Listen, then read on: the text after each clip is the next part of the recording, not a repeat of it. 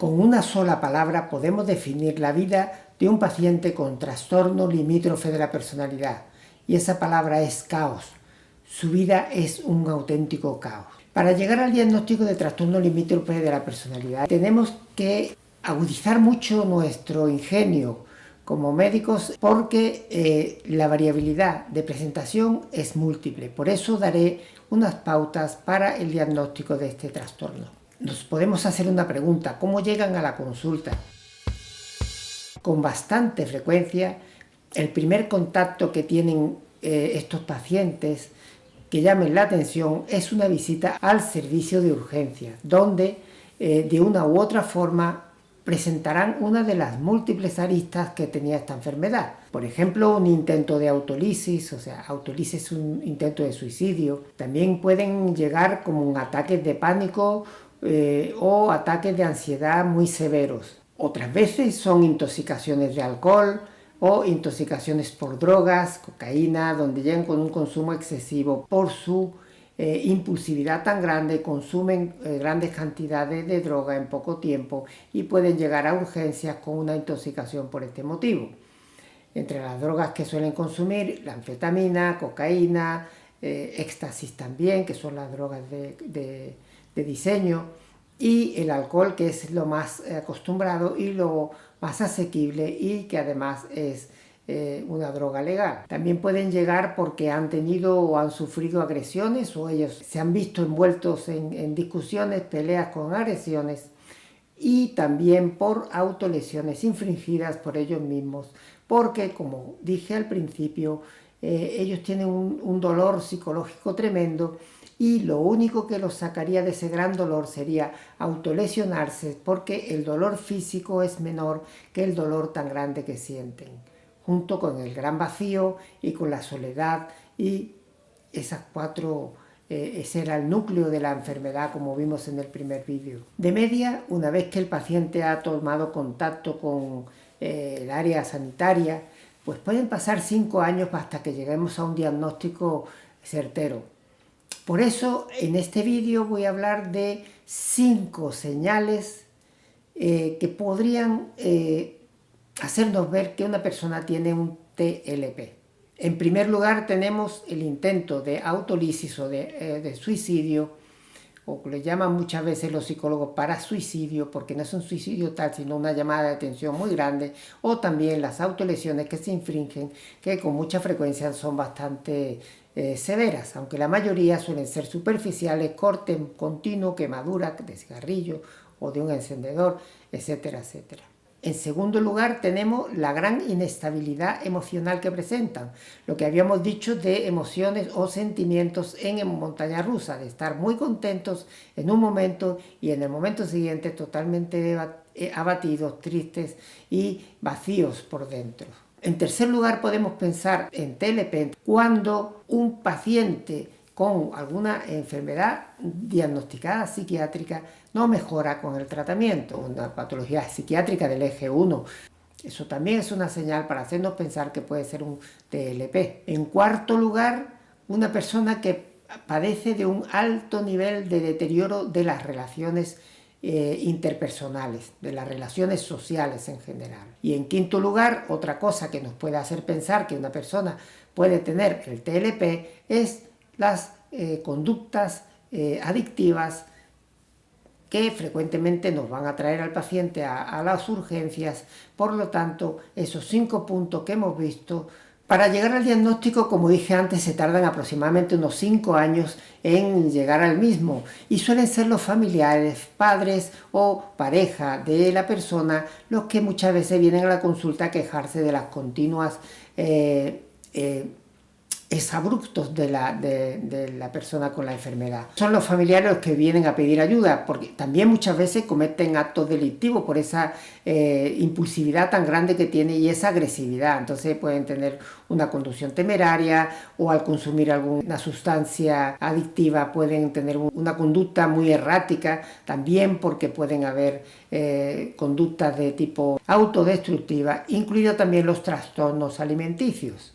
como pueden ser la anorexia o la bulimia. La bulimia es un poco más frecuente, ¿no? Por la impulsividad de querer comer, de querer atiborrarse de comida para sentirse bien también y quitar la ansiedad con alimentación. Conductas de tipo ludopatía o adicciones al juego, a las compras, adicciones a mal uso de tarjetas de crédito, etcétera, etcétera. Pero para diagnosticarlos, si vemos todos estos síntomas tienen que estar presentes durante bastante tiempo. Tienen que ser síntomas de repetición y estables el tipo de conducta que tengan, no porque durante un mes o dos una persona actúe de una manera errática o impulsiva o agresiva o deprimida, pues es un TLP. Hay que tener mucho cuidado con poner etiquetas.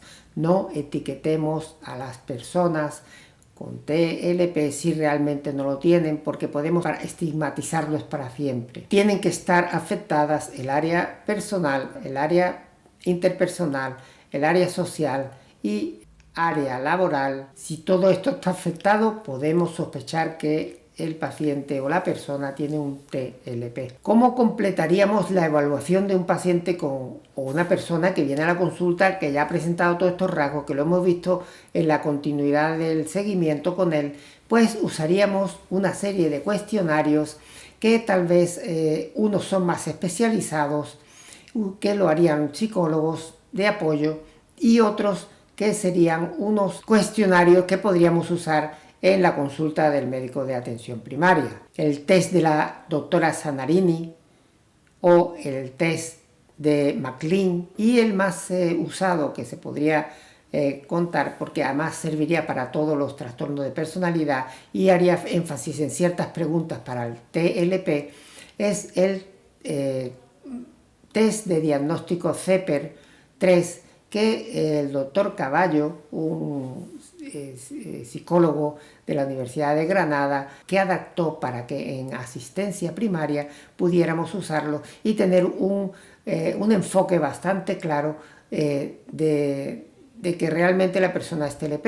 Evidentemente, si un paciente tiene un trastorno limítrofe de la personalidad con una afectación vital muy elevada, sí deberíamos derivarlo al área de salud mental, puesto que es ahí donde tenemos que confirmar el diagnóstico y hacer también un diagnóstico diferencial. ¿Qué es un diagnóstico diferencial? Bueno, en medicina los hacemos constantemente.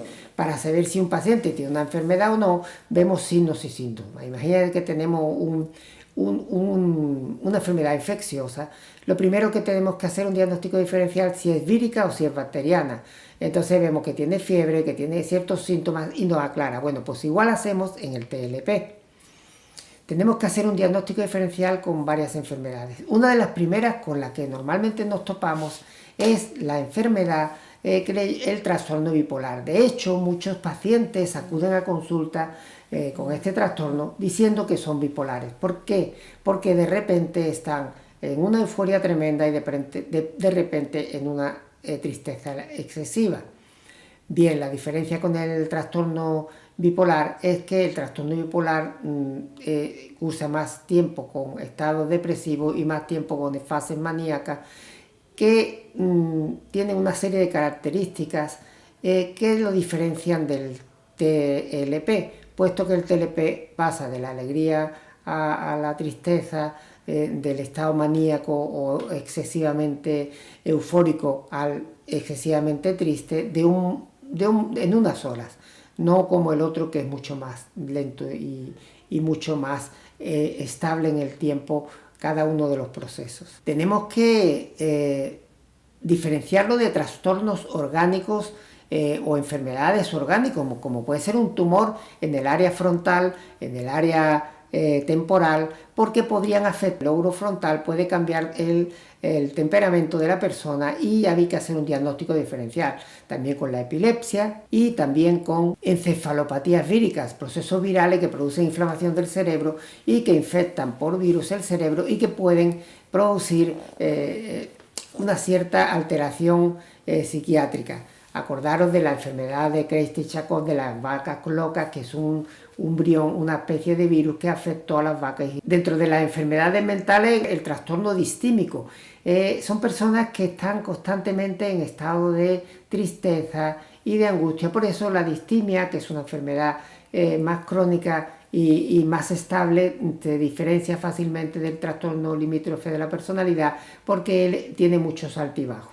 Hay otra patología que se da con bastante frecuencia en la juventud que se llama el trastorno explosivo intermitente. Este trastorno explosivo intermitente son ataques de ira que ocurren con una regularidad entre 2 veces por semana o durante varios meses, y es una afectación donde la ira está presente, la impulsividad está presente, y es porque el sistema límbico, la parte de las amígdalas cerebrales y todo el sistema límbico se altera, se activa muy rápidamente y no tiene un freno adecuado del área prefrontal, del área ventromedial, donde ahí se regulan un poco así, es decir, la parte que frenaría la parte impulsiva de nuestro cerebro.